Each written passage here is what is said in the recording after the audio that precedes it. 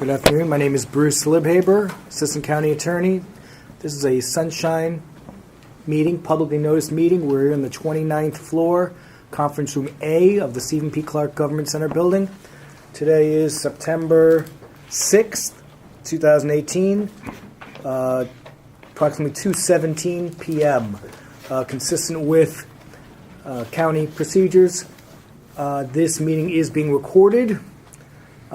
Also, just as a caveat, this is a sunshine meeting, which means it is open to the public. Anyone is free to attend and observe, but it is not a public hearing, which means that that the public is not necessarily guaranteed the right to speak or address unless recognized by the members here with a question or a comment.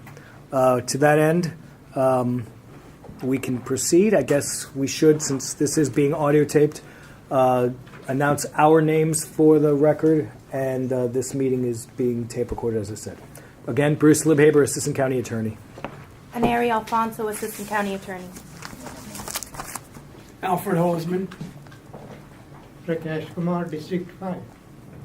Joe Corbello, First Vice Chair, CITT. Good afternoon, Javier Betancourt, Executive Director, CITT. Eric Diaz-Madrone. Paul Schwepp, CITT. Evan Fancher, CITT. Oscar Brainen, CITT, District 1. Alice Bravo, Transportation and Public Works Director. Carlos Gimenez, Mayor of Miami-Dade County. Jennifer Moon, Budget Director. Alex Thurlow, Chief of Staff to Mayor Gimenez. Jason Smith, Legislative Director for Commissioner Levine Cava. Miriam Marquez, Communications Director for Office of the Mayor. Alina Hudak, Deputy Mayor. Nicole Tallman, Mayor's Office. Policy Director. Patricia Floor, Policy Analyst, Mayor's Office. Roger Quill, Commissioner Suarez Office. Melissa Diamond with Commissioner Suarez. Evangeline Birdie with State Representative Robert Asensio's office. Guido Salazar, Deputy Director, OMB. Kerry Castelar, OMB. Barbara Galvez, Operating Budget Coordinator, OMB.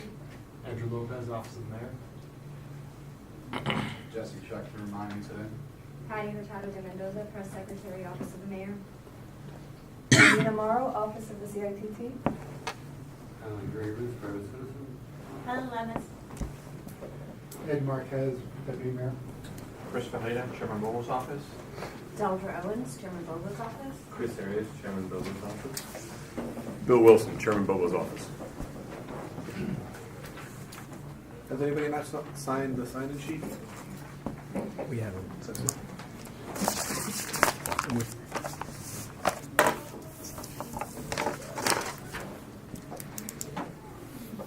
Proceed.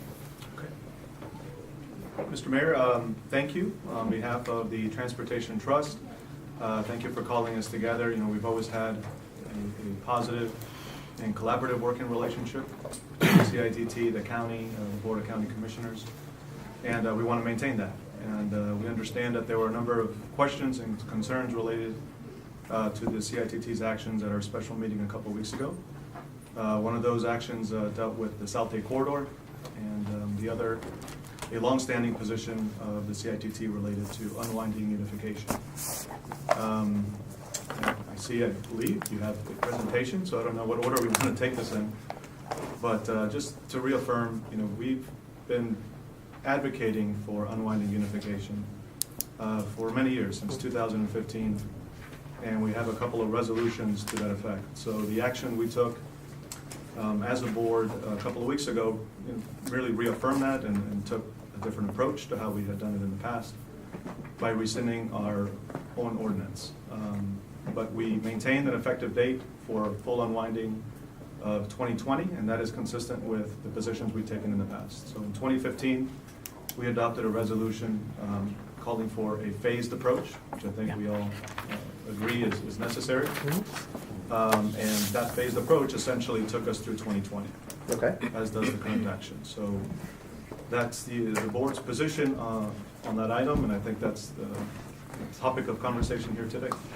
Well, thank you very much, and I appreciate this discussion, and I just want to put the administration's position, you know, on the record. Also, starting out with one particular question that I have of the CITT. The operations of Miami-Dade County Transit take into consideration and also pay for some of the promises of the CITT. When you're asking us to unwind the operational subsidy or the amount of money that we use for operations, are you asking us to suspend those things that are part of the PTP? No, sir. You're not. And we understand that, along with the promise of the half penny, we always understood that we would be paying for operations and maintenance associated with new service.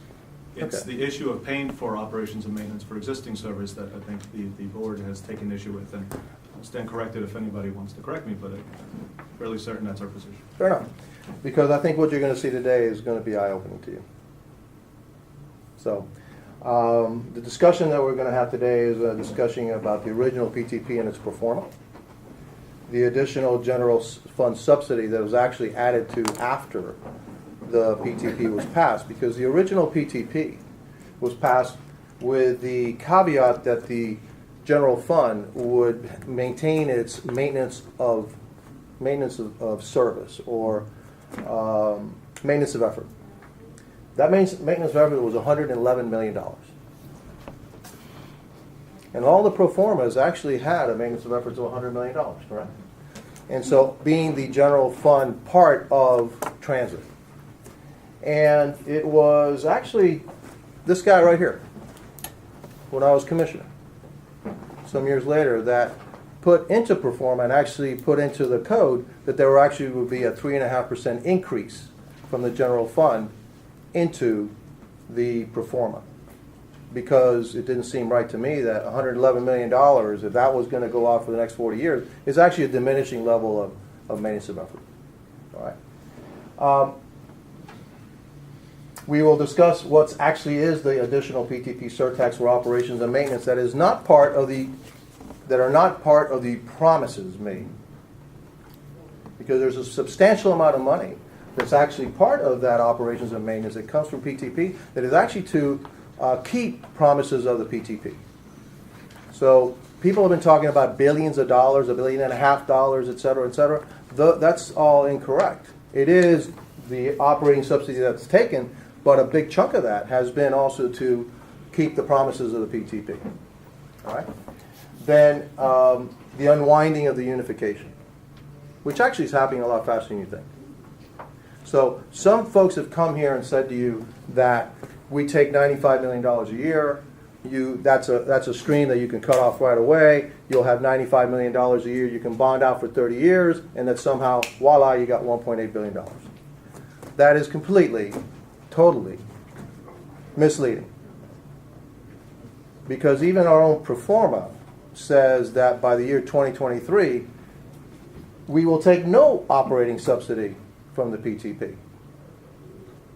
Which means, in effect, that the general fund will be funding some of the promises of the PTP. So I'm going to let Jennifer, who's much better at this than I am, and then we'll do a little duet. I'll chime in every once in a while, okay, and let her begin the presentation.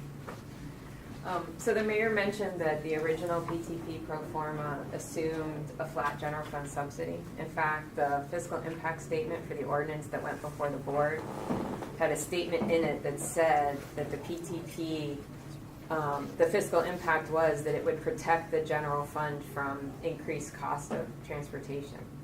And if you look at the original pro forma, you can see that the expenses for transit operations and maintenance go up throughout the term of the first 20-year pro forma, but the general fund subsidy stays flat. So by definition, the original pro forma assumed that the PTP surtax was going to be supporting operations. The corridor projects, the original plan was actually based on having a full 1% instead of a 0.5%. And in the original pro forma, with the full 1%, it had a 10% contribution to the municipalities, and it had all of the corridors being completed by 2028. But when they went to the half penny, the corridor projects were extended to not be completed until 2031. The municipal allocation was originally calculated to be at 10%, but of course we know that was subsequently negotiated to 20%, which has taken, an extra $25 to $30 million out of the available revenues for the People's Transportation Plan on an annual basis. And then most importantly is that the original pro forma began eating into its own fund balance in 2018, and by 2023 was completely out of balance. So it would never have gotten to the implementation of those last corridors that were supposed to happen by 2031, because by 2023 there was no money left. So while there were a lot of statements made about what was supposed to happen, the financial underpinnings were never appropriate for what was said to be done. So that's important to remember that, just, not to go back on whether or not promises were made, but just to remember what the reality of the financial situation was. Beginning almost immediately upon the implementation of the People's Transportation Plan, the general fund subsidy had to be adjusted above what was planned in the pro forma at $111.8 million. The $111.8 million wasn't enough to fund the existing transit operations the year before the PTP was implemented. There was a pre-existing deficit. So, and then obviously the cost of providing service always goes up. You have fuel price goes up, your commodity prices go up, based on collective bargaining agreements, personnel cost increases, healthcare cost increases, et cetera, et cetera. So beginning in 2003, the county budget started increasing the maintenance of effort by 3.5%, and the first revision to the PTP pro forma showed that increase, and it added $700 million to the now 30-year pro forma that had been developed at that point. There were a number of iterations of things that happened between 2003 and when system unification occurred in 2009. One of them being the loan for existing services, because operations continued, but there continued to be a deficit in operations, and so there was a deficit balance was building up in the fund. So the general fund borrowed the cash that was available, the PTP surtax cash that was available, borrowed. We had authorization to borrow up to $150 million. We borrowed a little over $130. It was fully paid back with interest in fiscal year 16-17. But then it got to the point where it was very time-consuming and difficult to continue to break the system apart constantly and talk about funding a portion of the system through one source of funds and a portion of the system through another source of funds. But also, when the county was given the medium-low rating for the Orange Line, the North Corridor, and I know you all know this stuff so well, so I'm going to just use terms that you know, but if I say anything, that just stop me and ask me. But the North Corridor, which was the second phase of the Orange Line, we got a medium-low rating, and one of the criticisms was that we weren't showing a fully consolidated system and the maintenance infrastructure renewal stuff that needed to be shown. And so while there were issues of funding, that was another really important driving factor towards talking about system unification. When the system was unified, there's this Commissioner, Carlos Gimenez, who at the time said, in order for this to pass, there's going to have to be an amendment to the ordinance that requires the 3.5% increase in the maintenance of effort. And so then that was written into the ordinance, requiring that the maintenance of effort continue to grow. Now, there are years when the maintenance of effort the increase has to be more than 3.5%, which we'll show you, because the PTP surtax simply doesn't cover all of the obligations of the system. So, she said something very important. When we got a medium-low rating for the north and the east-west, the project's over. It's over. You can't do it. Because when we count on 50% funding of the federal government and another 25% funding from the state. If we don't get the 50% from the federal government, we only get 12.5% from the state, means instead of having to carry 25% of the burden, we got to carry 87% of the burden. So as soon as you got that medium-low rating, it's over, game over. And so it wasn't explained well enough that a lot of these promises that were made, number one, the promises that were made, they overhyped the promises, they overstated revenues, they understated expenses. Why? I don't know. But that's what it was. And that's the reality of the fact. Now, I voted against system unification. I did. Because I said, hey, we said this was going to be for this and this was going to be for that. When I came here in 2011, we were facing a little different situation. Then you have to prioritize what's important. And so now we can continue. And so one of the reasons why I opposed the rail to South Dade is because I'm not sure we're going to get a medium rating for South Dade. Are we going to learn from the lessons of the past? Because once you don't get a medium rating, if you get a medium low, project's over. It goes from 25% funding to 87% funding, or at best, 50% funding, if the state says they're going to do 50%. We can do, and we know we're going to get a better rating, much better rating for BRT. And we can do that ourselves. So that's one of the reasons that I really push so hard for BRT for South Dade. Now, go ahead and let's continue.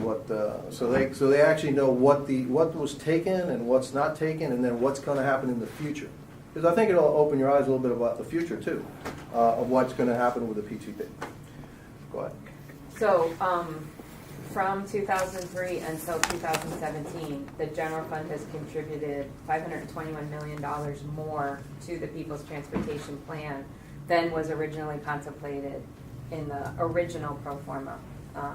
So the general fund has provided additional support beyond what was originally anticipated. And the PTP, sorry, I went too fast. The PTP surtax has gone to support O&M, both for the new service for the first few years, and then once the system was unified, some to existing service as well. Prior to unification, the $492 million that's there, that was all for what was PTP eligible service. So that was the new service, $492 million of surtax. That doesn't include the loan. I had mentioned the loan. That doesn't include the loan payment.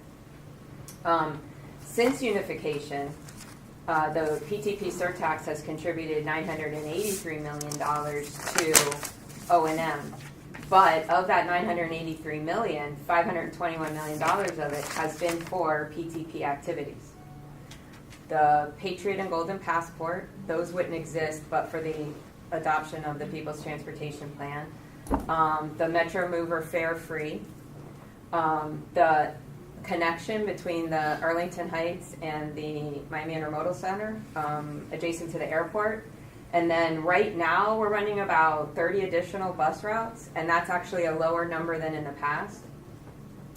Those combined in fiscal year 2017 were a little over $60 million, and that's probably an understated number. It's an understated number looking at prior years, because in prior years there were even more bus routes. We have reduced the number of bus routes that we're running.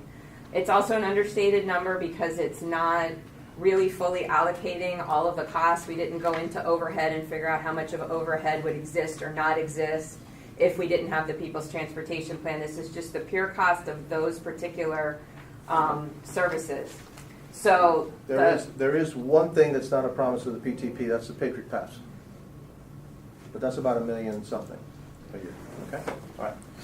So the PTP surtax for transit O&M that wasn't part of the original plan is $462 million through 2017. So actually, the general fund has contributed more to more in excess to the People's Transportation Plan, more in excess of what was originally planned than even the PTP surtax. There's been 1.3, I think the number as of the end of 2016 was 1.3 $1.59 billion. Is that right, Marlene? Of all PTP surtax expenditures, I think that's the number. Sounds right. Yeah, so of that 1.3 billion, 462 million was for, since unification, supporting the existing system. So, sorry, this goes really fast. Trigger happy. So that's just to show the blue line is what was supposed to be general fund throughout the period of the PTP. The red line is what has actually been general fund. The yellow line is what has actually been PTP subsidy, and the gray line is the cost, the estimated cost of new services. So that's just showing you that the difference between what was sort of anticipated in the original PTP and then what has come to pass. I'm sorry to interrupt. Is that like, where are the years there? Oh, it's since from 2003 to 2017. And So the subsidy picks up. this is at unification, at the point of unification. 2000. Okay, thanks. So, unwinding unification. It occurred to me a couple days ago, and again, we all know this so well that sometimes we forget what people who aren't as familiar with this subject sometimes can jump to conclusions. And it occurred to me that it seemed like people were jumping to the conclusion that if we unwound unification, that suddenly all of the PTP surtax would be available for the smart corridors, that it would be all freed up and be able to go to the smart corridors. But if we discontinued unification, the PTP surtax would still be needed for the O&M of the new services. That's currently about $60 million per year. In fact, the PTP surtax going to the transit operations and maintenance, it's $95 million approximately for fiscal year 18-19. Over the next 5 years, it goes down to zero.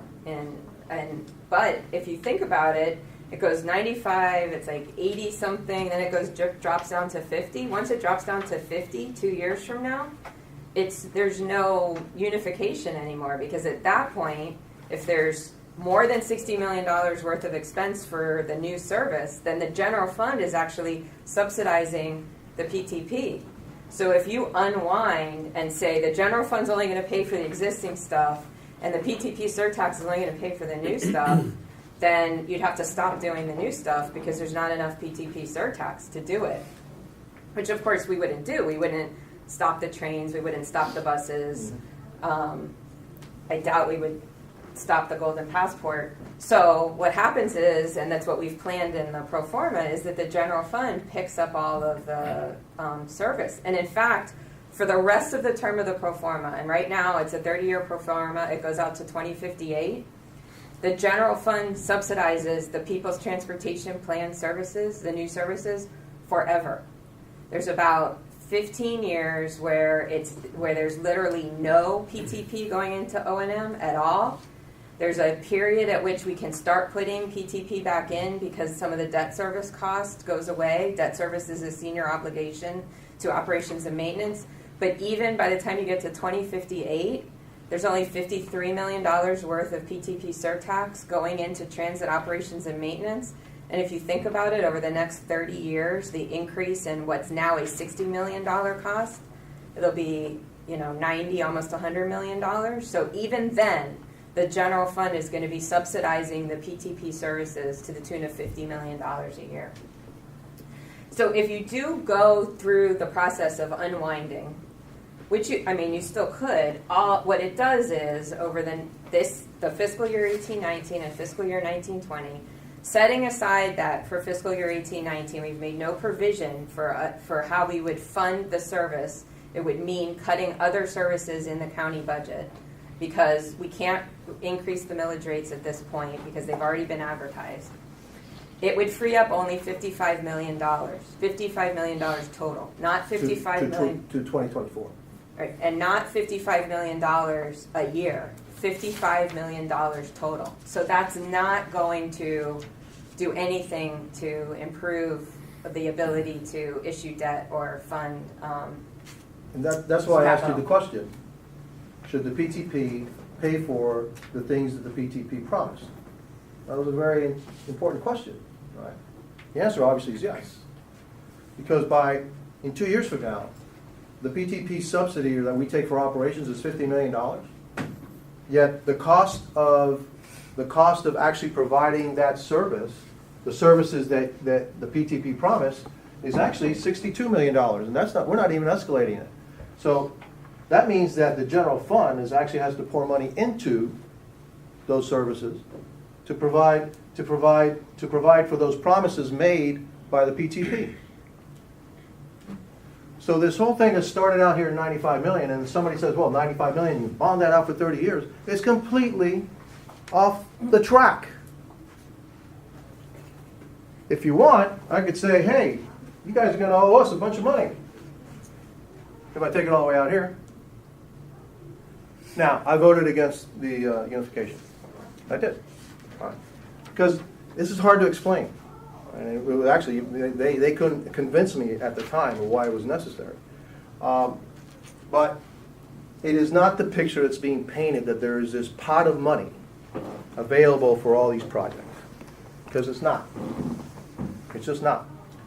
It's not bondable, because even if you said, hey, all right, take it all, and we don't care about this stuff that we promised, okay? The total would maybe be $250 million, but that's it.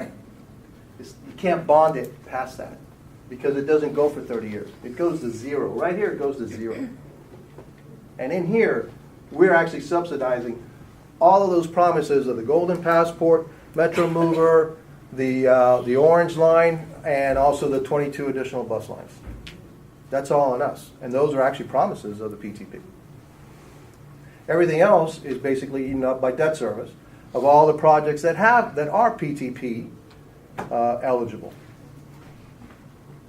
So do you understand it now? You get a clearer picture of really what really is going on? And so if you tell us to unwind in 2020, here, that'd be another year from now. Mm-hmm. I think the total what you're asking us to do is like $27 million. Okay? Because I think right now it's like 32 or something like that. Mm-hmm. This is 27. Then we subsidize 12. And we subsidize like 60-something million here. And then we subsidize the whole thing here. There isn't this great pot of money that's going to come out. Because in here, in this bar, is $60 million of stuff that is promised by the PTP.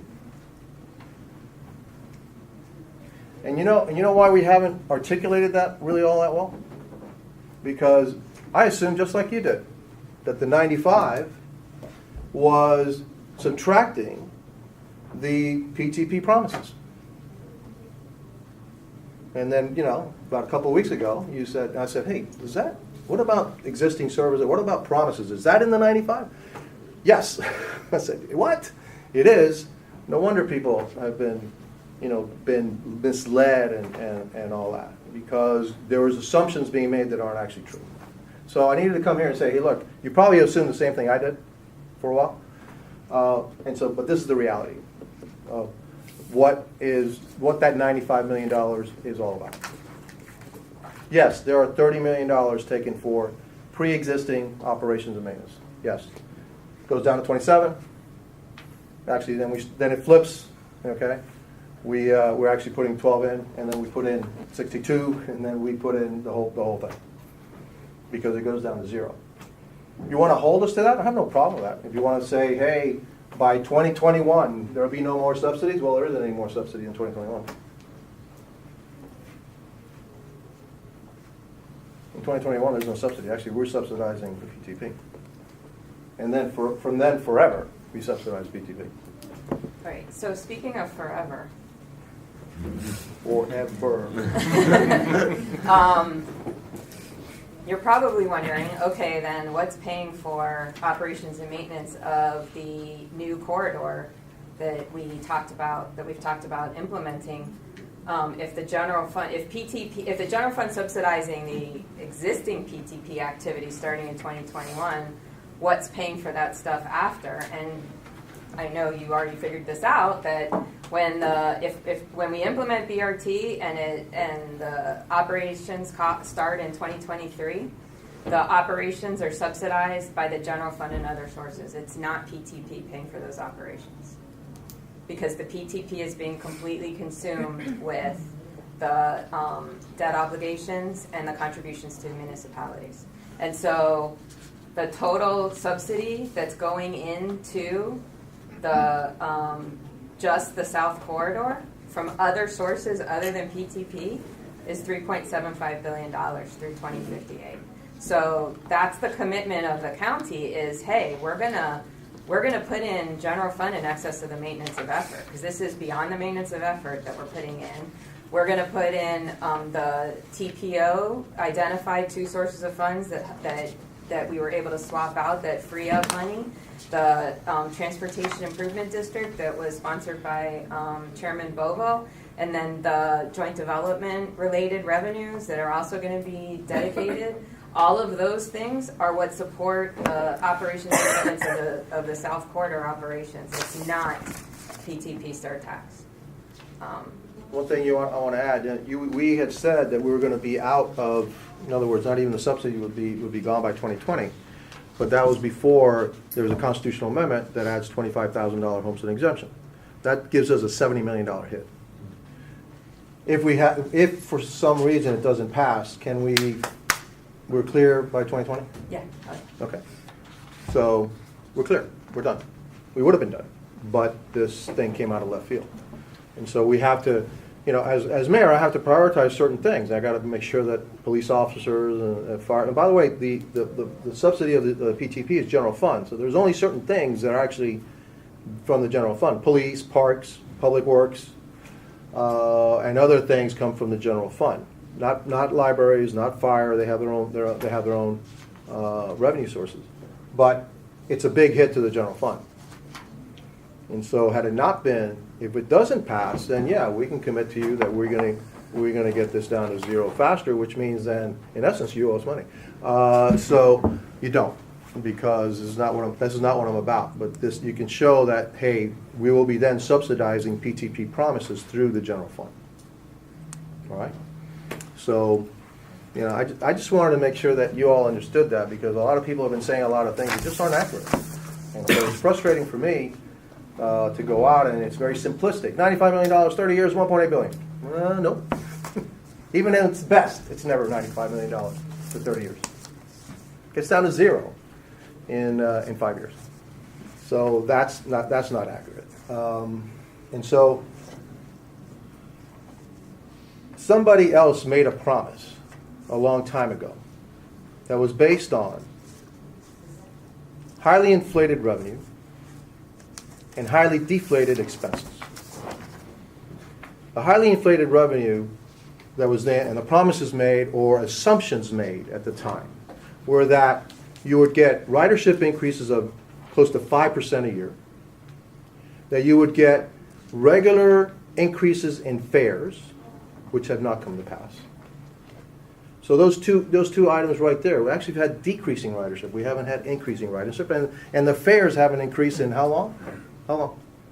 At least 5 years. At least 5 years. But they're supposed to have regular, like every other year, fares are supposed to increase, or every 3 years, fares are supposed to increase, and we haven't had that.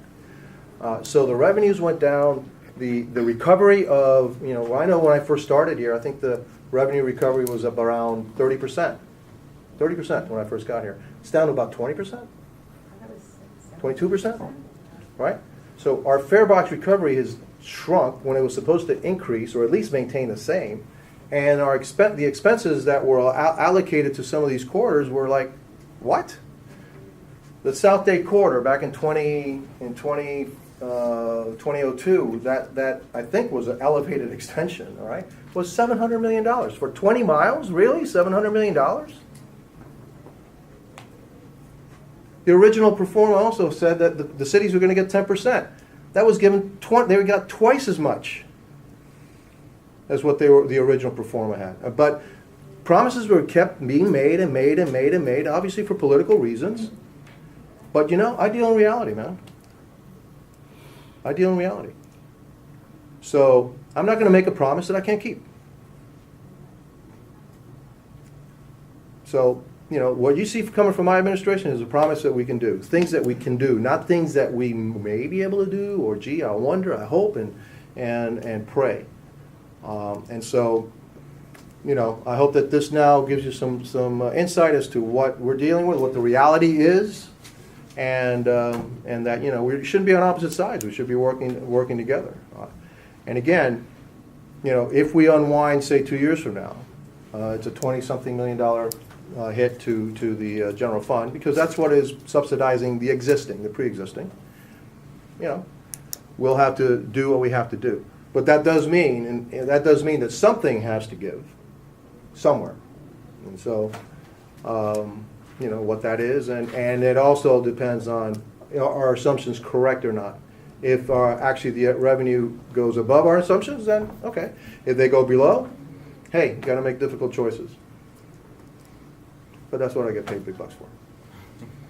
Okay? Got anything else? All right. Any questions or anything? Yeah. I have a very mixed feeling because in 2002, I was integral in trying to get the half-cent pass. And every performer we saw said it would work. Mm-hmm.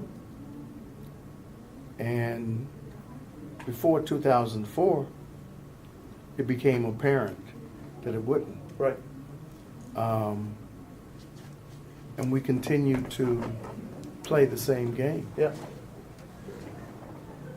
Knowing that fares haven't gone up, that we're throwing 20%, 23% at the cities, that we're giving away passes to, I think it's 25,000 people.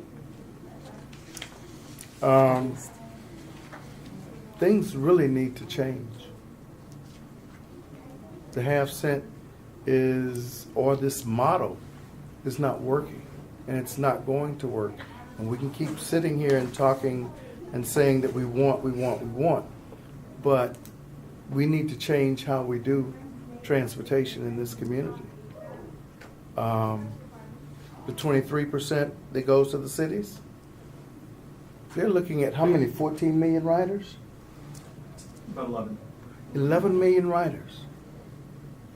And I think only one municipality pays, or the residents pay for it. We're going to have to change the PTP. We can't fund everything for everybody and still get the corridors that basically the public is looking for. You know, we've cherry-picked everything from the tree that there's nothing left to flower anymore. And it's apparent that, at least based upon Jennifer's, in your statement, that the CITT is not going to even have a role in 10 years. There's nothing for us to do. Would you agree? Well, I mean, once the CITT money is all tied up in debt service, maybe the projects, maybe there's funding there from the debt service issuances. But yeah, I'm not sure that I can answer that question right now. What happens in 10 years and what your role will be in 10 years. How do we change the model that we have now to get to become, quote unquote, a world-class transportation system? That's the million-dollar question. And so we have... Maybe say $1 billion. Multi-billion. As mayor, I've been looking in many places to find efficient modes of transportation. And that means moving the greatest number of passengers for the least cost. And so I've been fighting modes of transportation that actually cost more per passenger, because I know the reality of this. And so I have faith in the future. I do. I have faith in the future. But the cities, the original plan called for the cities to be part of the solution, not only with circulators, but also part of the transit projects that went through their cities, that they would be part of the solution. Am I right or am I wrong? The original expansion assumed that the routes that were added were not major routes with big buses. The original pro forma assumed that the revenue miles that were added would be circulators operated by the municipalities. And that's not what came to pass. What came to pass was that there were a bunch of routes added with the big buses. So. And that we would discontinue ours. Right. The county would discontinue its service in those areas where the city had picked up. That would then generate, revenue, et cetera. So, from the first day, when these, the extension of Metro Rail,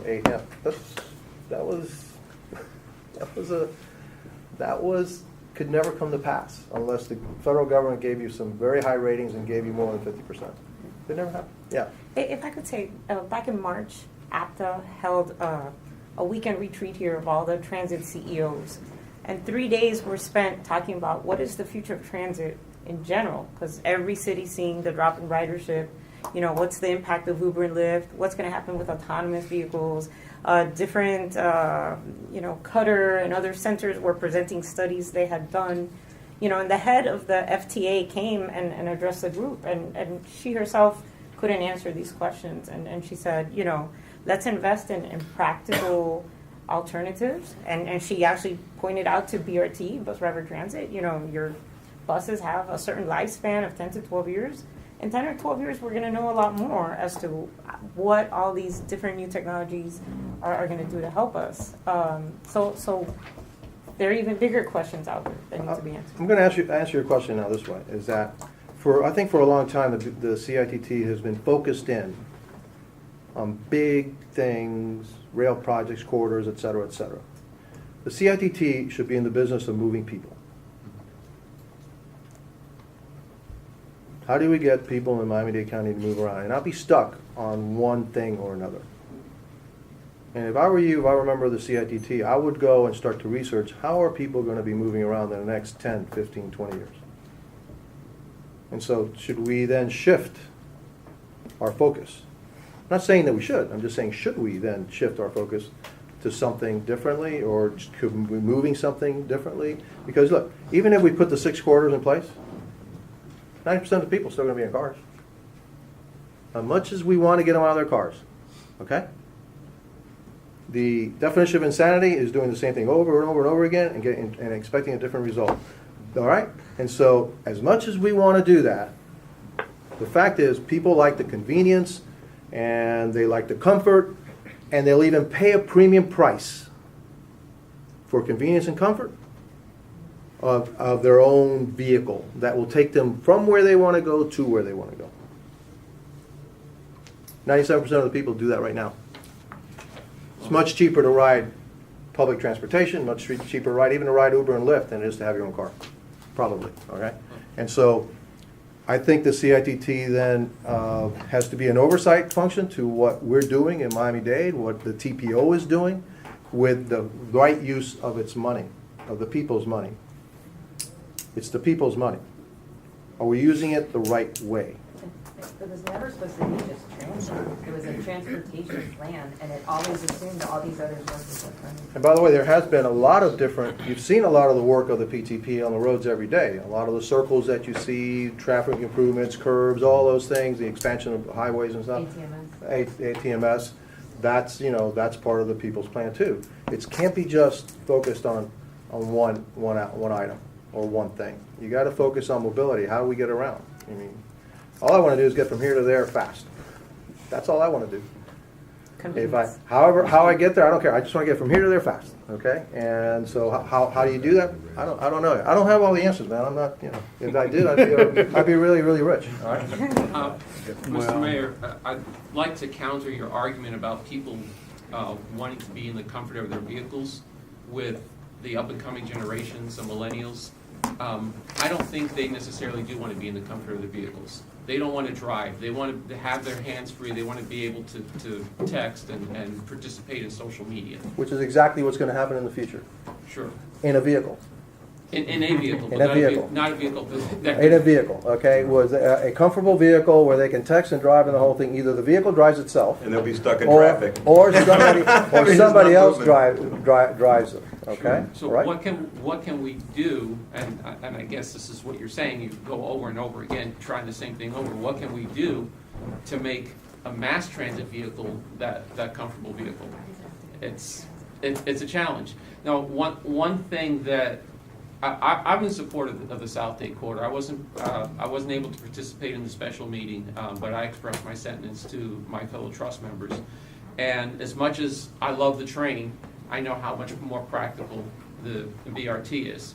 The one thing the BRT will not accomplish is that one-seat ride, Right. the entire way. Right. So I think it's something that I haven't read a lot really much about is what is that transition, like if we do South BRT in the South Corridor, what is that transition from BRT to the rail? I don't think that transition should be that the BRT bus stops at the Dadeland South Station at ground level and everybody has to go up the elevator or escalator.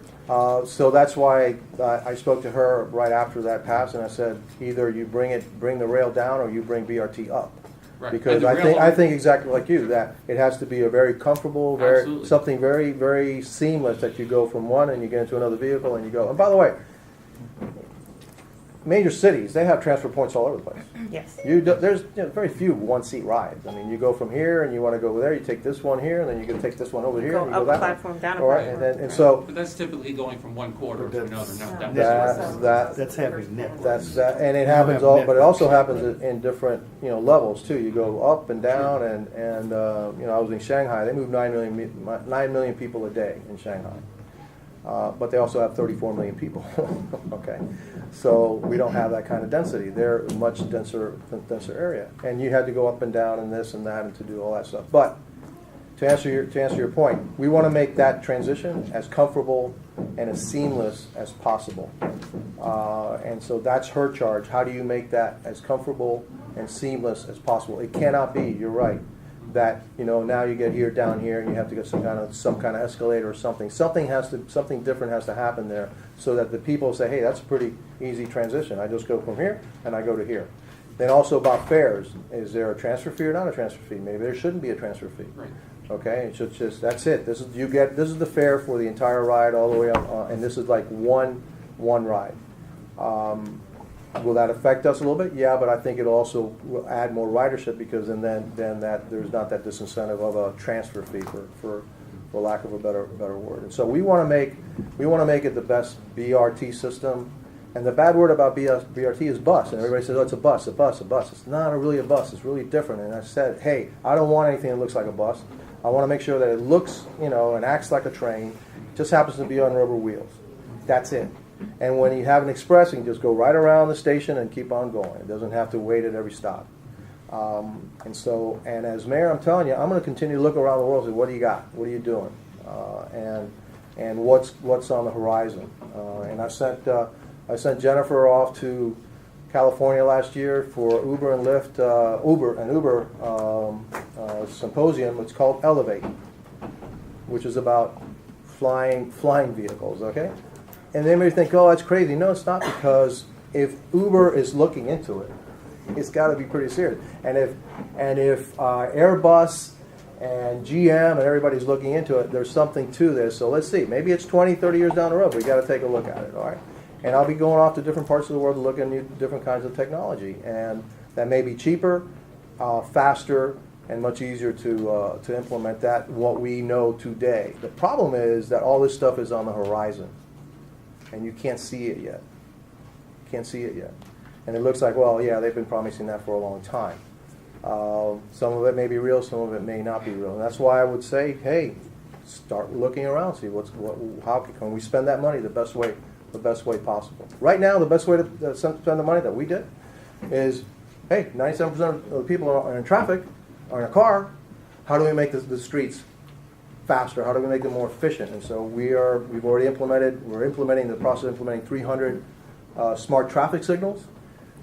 By the end of a couple of years, 2 or 3 years, all the 3,000 traffic signals in Miami-Dade County are going to be intelligent. And wouldn't you love to be in the position where other communities around the world are coming to Miami to see how we do it? I hope to be, because I want to be the best. I also want to be on the cutting edge.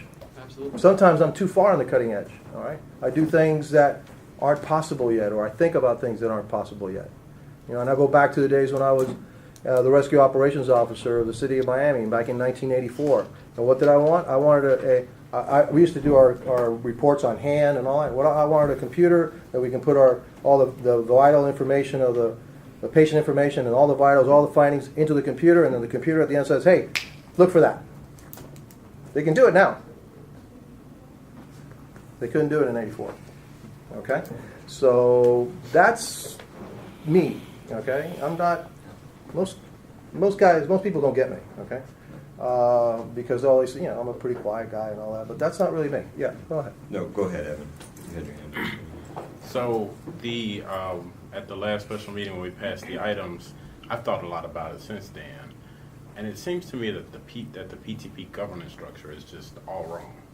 The charts you showed, the numbers y'all laid out, presuming they're all correct, which when Jennifer, they're always correct. It seems sort of disingenuous to call this a trust, because at this point it's going to be just an integrated funding source in perpetuity or forever. So how should we change this sort of governance structure then and stop calling it a trust, number one, just in the name, but number two, the actual the way the PTP is governed, because it just doesn't seem practical anymore. It doesn't seem right. I think you need to be integrated more into, not integrated with us. I'm just saying that we need to interact better with you. It shouldn't gotten to a point where we didn't have this kind of dialogue about, here's what it is. According to us, here's what it is. You can check our numbers if you want. I don't care. Because I trust Jennifer and her people. We will not continue to make promises that we can't keep. Why is it that we take a certain position? It's not for, I don't do it for politics. The politics of the whole matter is that there is a certain amount of money that has to be spread around this county and not focused in on one particular area, because that's not fair to the rest of the county. But I think we need to have a better communication between the CITT and ourselves and you and the commission. All right, I mean you have representatives from different commissioners, especially the chairman's office here, and that's how you can't be viewed as part of a problem. You're actually part of the solution, and so that's one of the things that we have to. Should we change the ordinance and make it more of a transportation advisory board that can actually advise? Because right now when we pass an item, it just sits on our desk. It never makes it to the BCC. It never even shows up as a report on the agenda. It never occasions a conversation from the people who appointed us. So, the numbers stay the same. All your assumptions and projections are correct. At this point, we're just a meeting. I would guide you to that gentleman right over here to change the way that you operate. It takes action of the Miami-Dade County Commission, and I would hope that you, along with the commission, should be looking at the administration to make sure that we're doing what is right. Because I believe in checks and balances, all right, and so.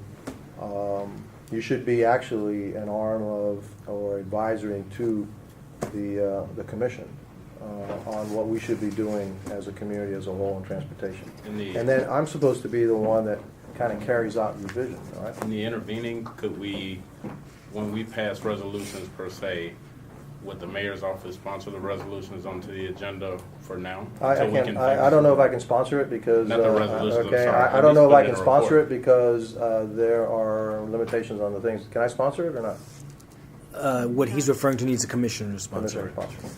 Okay. So, something else I did to myself when I was a commissioner. No, I just did. I actually voted for it. Yes. So, Commissioners have to the mayor can't really come with too many things actually, and that it actually has worked out pretty well, in the sense that that means that the administration has to have a relationship with the commission, which is the governing board of Miami-Dade County, in order to get things done. So there are some things that I can bring up myself, but most of the things they have to go through a commissioner. Yeah, I would, no, just, you've given us all a lot to think about, and, I have been thinking about these issues for a long time, and I'd like a copy of this, just so we could have it, but, and I appreciate you bringing us in to discuss it. But I think Evans kind of hit the nail on the head. I can just tell you how I see it from my own vantage point, right? You get appointed to this thing, and it's called the Citizens Independent Transportation Trust. So, you're supposed to be like a trustee, right? You have fiduciary obligations. And by the way, this is consistent with the way it was originally set up. That was the thought process, that there would be a separate independent body that would provide oversight. They would be the stewards of these funds. So set aside the problem that what was supposed to be done with the funds, they overpromised. Set aside the problem that there's no big pot of money. We're still supposed to be the fiduciaries that oversee this pot of money. Right. And if our chair were here, Glenn, he's a financial guy, so he thinks about that a lot. We're fiduciaries. So what is my portfolio? It's not the entire transit system. We could be that, but we're not that. The transit system is not our portfolio as trustees for the surtax. It is your portfolio. It could be, Mr. Mayor, but right now, if you look at the way it's set up, it's just the trust fund. 22 additional buses, the Orange Line, that's part of transit, that's part of the CITT. Well, where our money goes, okay. our eyes should follow. Yes, That's part I agree. That's part of what we should be about. I agree, 100%. So you get this problem that there was a overpromise in terms of what they could do. Yeah. And then the money isn't sufficiently large enough to get all this stuff accomplished. And maybe it's just a kind of a perception problem, but perception matters. And Yeah. No, yeah. and Mr. Mayor, I was around in 08 and 09, and I remember I voted against unification, and so did you. Yes. For exactly the same reasons. Apart from all the kind of structural obstacles with this, it's a bad look to take these funds that should be segregated and commingle them into the general fund. Right. And it's one of those things, like we say in the practice of law, where you stand depends on where you sit, and you sit in a very different spot right now. But in 09, we were of the same mind. I sit in the same spot. So, you've given us a lot to think about, but that's still sort of where I am, is that we're supposed to be ensuring these funds used for these specific purposes, not to fund the transit department generally. And by the way, I've gone back and looked at the PTP. There was a maintenance of effort problem. I appreciate you insisting on an increase of the 3.5%. That was important. Part of your autonomy. I sponsored legislation as part of your autonomy too. Okay. So when we had this, this 08, 09, that was it was a much harder vote for you, because really it was a choke point, right? So the transit department was really begging for surtax funds just to continue operating the existing system. And I remember George Burgess came to our meetings saying, we're going to have to cut out routes that people are dependent on if we can't use these surtax funds to subsidize those routes. Right. And for me, I could vote against it for the same reason I'm saying. I'm the fiduciary for a trust fund. I'm not supposed to think about the transit department generally. For a commissioner, that was a very difficult vote to take, and you took it. When we had this discussion in 2015, you recall, we sat here together. We had a proposed resolution to unwind in 2015. Right. And we didn't do that. Right. We were asked to give the administration a window of time, 3 to 5 years, Yes. and that's what we did in 2015. So I felt It would have happened in 2020 had it not been for the upcoming vote here in November. where we assume that that's going to pass. I think that's a fair assumption, yeah. Okay. People here will cut my taxes, they'll vote for it. Okay.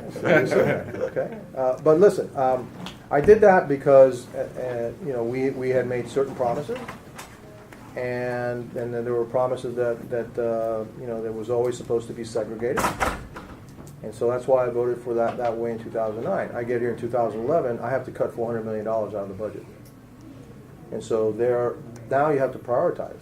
All right, and so George was right in a sense that doing unwinding at that time, that would have been pretty difficult for him to do. But when I first got here in 2004, the end of 2004, 2005, I noticed right away that there was no way the performer was working. No way. I also knew that there were pre-existing deficits that were dated back before 2002 in transit that this tax helped pay. That's the loan that Jennifer's talking about. Those deficits were actually occurring prior to the vote. Nobody heard about that, did they? I'm looking So I'm just telling you, what the promises you didn't hear about that, right? You didn't hear that there were pre-existing deficits. I in learned transit. I learned before 2005 that there were deficits. But not in 2002? No. Okay. No, not in 2002. All right. And so, yeah, I came in with a different attitude that says, hey, wait a minute, what's going on here? I voted for this thing. This is not what we were told. And so, now people are saying, hey, you have to now, I got to fly you to the moon because I was promised the moon. But I'm not having given a rocket to fly you to the moon. All right. So I've got a Yugo, okay, or something like that. All right. So I can't fly you to the moon. I can give you we can give you what we can give you. And some of it's going to be pretty good. I mean, and that doesn't sound give you what we give you. And we can give you, we should be able to give the people with the money the appropriate level of services and some very good services. All right. Because I believe that BRT is, and especially the one we want to put, Gold BRT, is going to be a very, very good service. And then move on to the other quarters. And give them also very, very good levels of service. But also look beyond just the quarters, because the quarters themselves are not going to solve transportation here in Miami-Dade. Yeah. As a follow-up to what you're saying, excuse me, my voice. There is no better transportation available than BRT. You've ridden it in Shanghai. I rode it in May in Guangzhou. Everybody knows it as Canton. I rode it for a week. 10.5 million people, 1 million riders a day. I watched it from my hotel room and I rode it. And I rode it in Lima, Peru, as well. You probably have seen that. It's a different kind of BRT. But here we have a stigma against anything that sounds like a bus. Yeah. I talk to people talk to me, and I'm trying to explain what it is. But it doesn't seem to me that we're doing a good enough job to explain to the people what BRT actually is. I mean, you can't do it. What can we do to promote it, to explain it, to get the word out, what it really means? Once that's done, of course, when you write it the first time, then you're gonna, your mouth is open. Yeah. Right. That's the only way to go. Right. And simply explaining to people that there's not enough population at all for rail. You can't justify it. And we were lucky to get Metro Rail, especially in North End, when the population was. I just think we need to do something to get the people. You know what the original calculations of ridership day one for Metro Rail was? No. Back in 1995. What do you think? What do you think? Take, give me a guess. 50,000? How many? 50? 100. 200. You know, God, I told you. 200,000. Wow. Day one. We have 70,000 today. 200,000 day one. On the existing systems? On the system we have today. From the day of opening, not just because it was a day of opening, they expected 200,000 people a day to ride Metro Rail. Oh, that was incorrect. On the other hand, US 1, which barely functions now, would not function at all without Metro Rail. Those trains are full, coming and going. So thank God we have it. I'm not saying that we shouldn't have it. I'm just saying that sometimes these calculations and these assumptions, we have to assume what's human nature too. All right? And it's an individual. Everything is an individual choice, and so, I take that into consideration. I said the operative word about bus rapid transit. The bad word about bus rapid transit is bus. Yeah. And so people think it's a bus, and it's a bus, It and is a then bus. and they think it's going to stop every 100 feet, and it's not going to go fast, and all that, and then the proof will be when it's actually built and somebody gets on it, like Commissioner Higgins, who has ridden it in Mexico City, who gave glowing praises. She loved the service, and when you get on it, you're going to love it and all that. We have to build it, and then once we build it, then we build the trust of the people and say, hey, you know what? They knew what they were talking about. This is a pretty good service. It's actually an excellent service. And it's going to get you there just as quickly. Yeah, you're going to have to transfer. There's a transfer, all right? But in terms of comfort and everything, it's going to be fine. And by the way, much quieter too, right? Because we want electric. We want electric buses. We urged the commission to think about rail to Right. Southland Mall. Mhm. It's the first time I've ever heard, well, I won't go there, but I mean, just based on density in that area. And, Okay. I don't want to go there right now. Okay, but I will say because, this, I mean, the difference between bus and rail, a good BRT system, I've ridden them too in Quito, Ecuador, places, they work perfectly well. The problem is riders, that's what people say, what's the difference between a good BRT and a rail? Sometimes it's riders, because for whatever reason, and it's not limited to Miami, some people will get on a train that won't get on a bus, so. The thing is, if at the end, they won't get on a bus now. If you give them a very good gold standard BRT, they'll get on it. At the end of the day, people will do what's the most time efficient. That's correct. So if you can get on a BRT, change at Dayland South, get into downtown faster than you can get in your car and drive. For some people, as you say, the majority will want to be in their own cars. Own vehicle. But just like, on days that, I always tell people this, on days that school is out, traffic seems so much better, the percentage difference It's 5%. Yeah, it's small. Yeah. So if you take that same 5% and you give them a real transit option, now you've made the roads work. My whole thing is options. Options. The more options, the better. Yes, sir. By 2021, you will become former mayor. So what happens to these statistics? It will remain there? The what? Jennifer will Pro forma. carry over these figures? I think that Hopefully the next we'll be mayor will hire. we'll be fine with like I said, Jennifer. After if I were an irresponsible person, I would just say, hey, I don't care, but I do care because I live here. So I don't have a problem with a deadline. Okay. And if you want to, make it, earlier than 2024, I don't have a problem with that. I have a problem if you try to make it the next 2 years. I don't have a problem in the third year. In the third year, because I already showed you that we're already subsidizing you. Okay, so that's it. I don't know what's going to happen with this. I think it's going to pass, and so if it doesn't pass, we can do what you want, which is by next year eliminate it. But I don't think it's going to pass, so you have to make difficult choices. Or it could be that we have some above our projections growth in the tax base, and then we would have extra money that we'd be able to eliminate. But that means that we're now subsidizing the PTP faster, okay?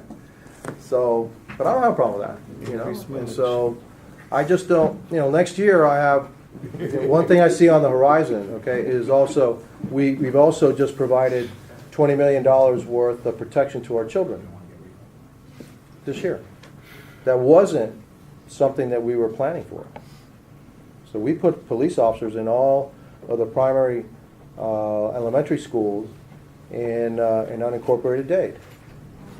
I'm sorry, there's nothing more important than our children. So when you talk about priorities, yeah, there's priorities, all right? Next year, how's that gonna evolve? I don't have the answer to that yet. And so as mayor and as a commission, because I just propose, the commission, they're the ones that do all the bad things. Just kidding, okay? We are, we're partners, and so I propose the commission is the one that at the end sets the priorities. I say, I think these are the priorities, and then the commission says, yes, no, this is a priority, that's a priority, for the limited number of funds that we have. And there are a lot of things that we do with the limited number of funds that we have. We got to provide you with public safety, so make sure you're safe on the streets of this town.